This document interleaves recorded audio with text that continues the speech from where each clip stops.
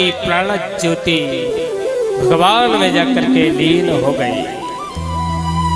राजा ने प्रश्न किया कि महाराज ये दैत्य है, ये दानव है, ये राक्षस है, मरते समय भक्ति क्यों उपजी?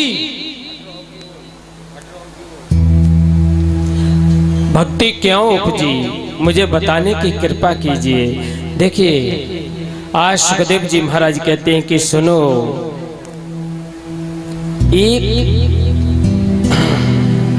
चित्रगुप्त नाम का राजा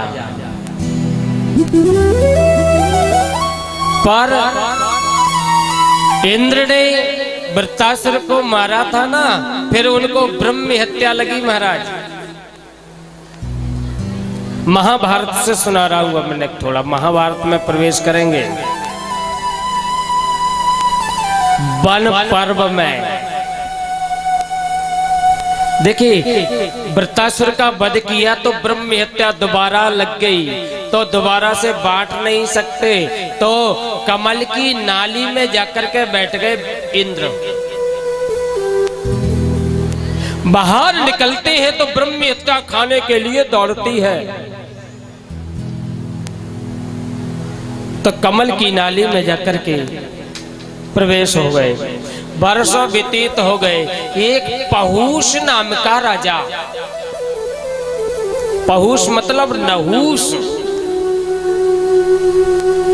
भाई इंद्रासन खाली है, इंद्रासन खाली है तो इंद्र की सिंहासन पे तो बैठा रहना है, गद्दी सोनी है तो नहुष को बैठा दिया, और नहुष को बैठा रहा तो इंद्राणी को देख करके मोहित हो गया,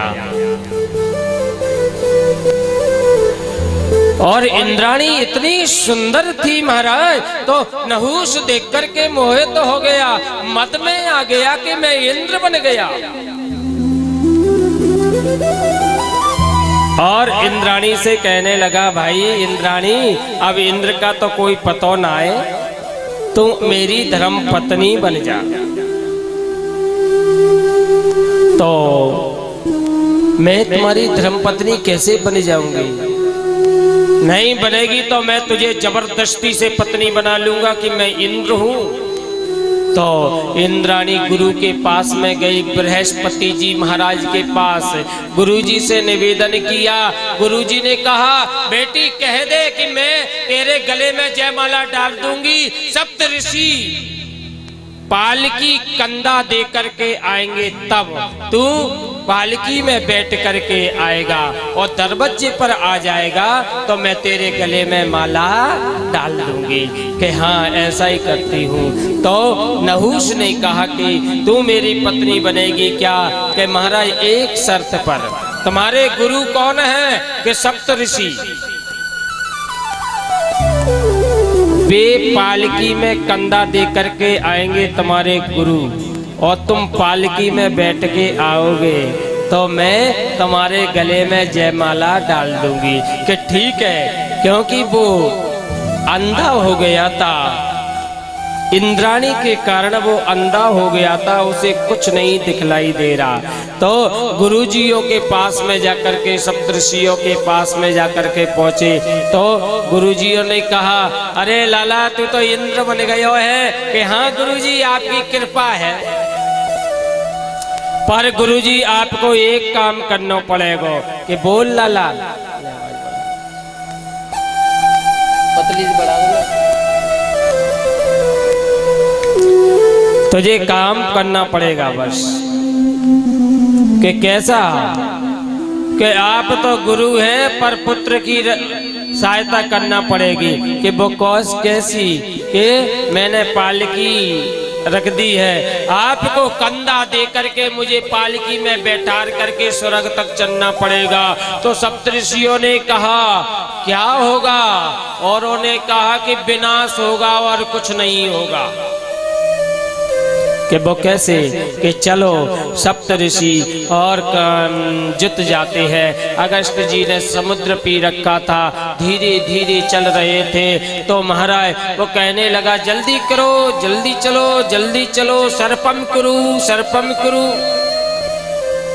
अब भाई महात्मा बूढ़े हैं, धीरे धीरे चल रहे हैं, तो सप्त ऋषियों में महाराज अगस्त जी में लात माली है, तुरंत ही वहां से डोली पटक दी है। अरे सप्तऋषियों सप्तऋषियों, शक्ति है कि छिन्न भिन्न हो गई। सप्तऋषियों ने कहा शक्ति बची है कि यहीं से पटक दो। जो ही पटका तुरंत अजगर की योनि में प्रवेश हो गया, अजगर बन गया। पराय स्त्री पर गलत नजर डालता है तो उसका हाल क्या होता है बंधु, है? जय पाप सो बाल के प्राण गए, जय पाप सो बाल के प्राण गए, जय पाप सो रावण के सिर फूटे, जय पाप सो कीचक नीच मरो, और जय पाप सो नरक में जाओ घसीटे, और नर पाप करे और खेल कहे, लोगन के द्रग चारऊ फूटे। बिच्छू के जहर कहाँ रहता है बंधु? बिच्छू के जहर कहाँ रहता है सब लोग जानते हैं। और सांप के जहर कहाँ रहता है सब जानते हैं। नाहर के नखों में जहर रहता है, नख में, नो में। और स्त्री के जहर कहाँ रहता है? पूरे शरीर में। वो कैसे? बिच्छू के पीछे बसे, मुख पे बसे भुजंग, नाभर के नख में बसे, पर स्त्री सा संग सियावर रामचंद्र की ता हाथ लगाओ खत्म खाता, खेल खत्म हो जाएगा। आज अजगर की योनि में चला गया है नहुष, और नहुष ने निवेदन किया कि महाराज मैं क्या करूं, तो मेरा उद्धार करिए, मेरा उद्धार का कोई उपाय करिए। तो सप्तऋषियों ने कहा पांचों पांडव आएंगे और युधिष्ठिर जी तुम्हारे प्रश्न का उत्तर दे देंगे तो तेरा उद्धार हो जाएगा। आज इंद्र का ब्रह्म हत्या शांत हुई है और इंद्रासन पर आए। ये चित्रकेतु नाम का एक राजा था, इसके 1 करोड़ पत्नियां, पर इसके कोई संतान नहीं थी। नारायण। आज नारद जी के आने पर नारद जी ने आशीर्वाद दिया, एक फल दिया। चित्रकेतु से कहा कि तुम्हारी पत्नी तुमको प्रिय हो उसको खिला देना। सबसे छोटी वाली और गृहिणी को फल खिला दिया है। एक सुंदर से लाला ने जन्म लिया है। अब राजा का वही रानी के घर में आना जाना लगा रहता था। 1 करोड़ पत्नियां जलने लगी। अब राजा हमारे पास में आता ही नहीं है, क्यों? क्या करना चाहिए? जलने लगी। अब हमारे राजा तो हमको भूल गए, तो क्या करना चाहिए? ये पुत्र का ही कारण है। तो उनने क्या काम किया है? आज रानी, छोटी रानी ने और गर्म पानी करके लाला को स्नान करायो है और नवीन वस्त्र पहनाए है, अपना दुग्ध पान कराया है और मोटो मोटो काजल लगा करके और झूले में सुला दिया है। छोटी रानी विचार कर रही है कि अब मैं अपना काम काज कर पाऊंगी।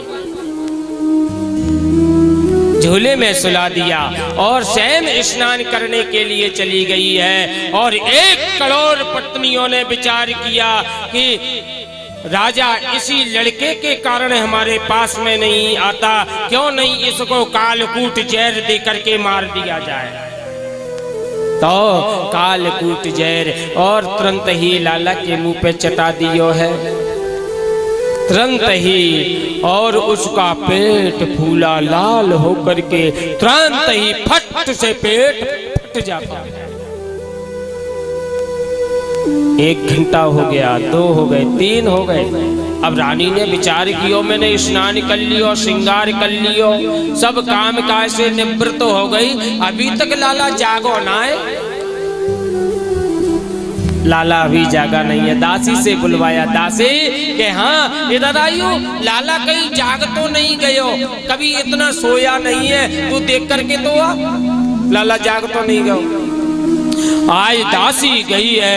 दासी ने लड़के की हालत देख करके दासी तुरंत गैरोस होकर के पछाड़ खा करके गिर पड़ी और विचार करने लगी। दासी लौट करके नहीं आई, क्या बात है, क्या बात है। तो फिर स्वयं गई है महारानी। महारानी ने तुरंत ही देखा है, वो भी पछाड़ का करके गिर पड़ी, रुदन करने लगी है। इतने में 1 करोड़ पत्नियां झूठे घूंघट मार करके करने लगी, रुदन करने लगी। एक और राजा को मालूम पड़ा, राजा महाराज पछाड़ का करके गिरता है, उठता है। इतने में नारद जी महाराज आ पहुंचे हैं। नारद जी ने कहा, भाई राजा के राजधानी में शोक, कैसा शोक? देखा गया, अंदर गए, राजा से मिले।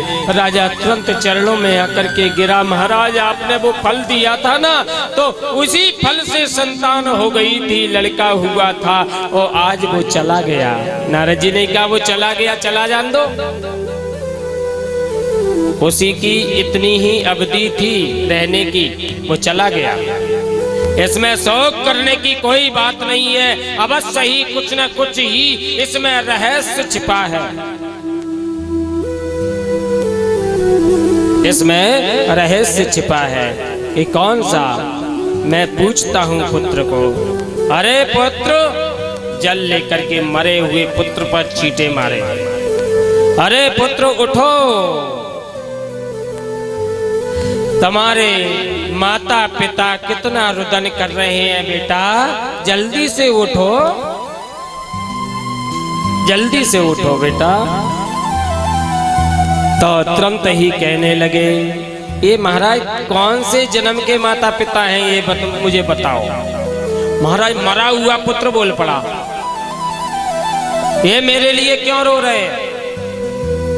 कितनी बार ये मेरे पिताजी पुत्र मेरे बने हैं और कितनी बार मैं इनका पुत्र बनाऊं। जीव सिर्फ नाटक करने के लिए आता है, नाटक जमा करके चला जाता है।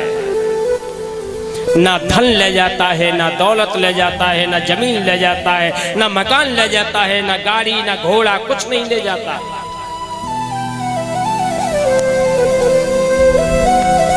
अपना कर्म, अपना धर्म ले जाता है सिर्फ। मैंने क्या किया, क्या नहीं किया, झूठ बोला है कि कपट किया है कि चोरी की है कि डाका डाला है, क्या नहीं किया, वो सब कुछ समेट करके ले जाता है बस अपना कर्म धर्म, और कुछ नहीं ले जाता।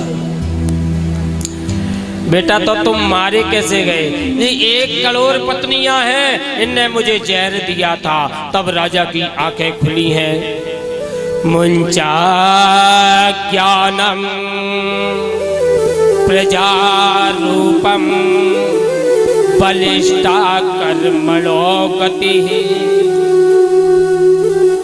सब बातें बता दी है महाराज। तब चित्रकेतु को और वैराग्य जागृत हुआ, जंगल में गए, भगवान का भजन किया, तो स्वयं भगवान का पार्षद बन गया है। और स्वयं भगवान का पार्षद बन गया। अब उनको नियुक्त कर दिया चित्रकेतु को कि भगवान के भक्तों की रक्षा करना। विमान पर बैठ करके घूम रहे थे। एक बार निजलावतिष्ठ ज्ञानावचंद श्रोमणि शंकर भगवान अपनी जंगा पर पार्वती को बैठा करके ज्ञान का उपदेश सिखा रहे थे। इतने में भगवान शंकर से अशब्द कहने लगा। पार्वती ने कहा, निशाचरों कैसी बातें करता है, जा मैं तुझे श्राप देती हूँ, निशाचर हो जा, राक्षस हो जा। तब राक्षस बना है वृत्रासुर। मरते समय आज गोविंद की कृपा हुई है, उसका उद्धार हुआ। यहाँ तक आज सुखदेव जी महाराज ने कथा सुना दी है। हिरण्याकश्यप आज बड़ा दुखी है। हिरण्याक्ष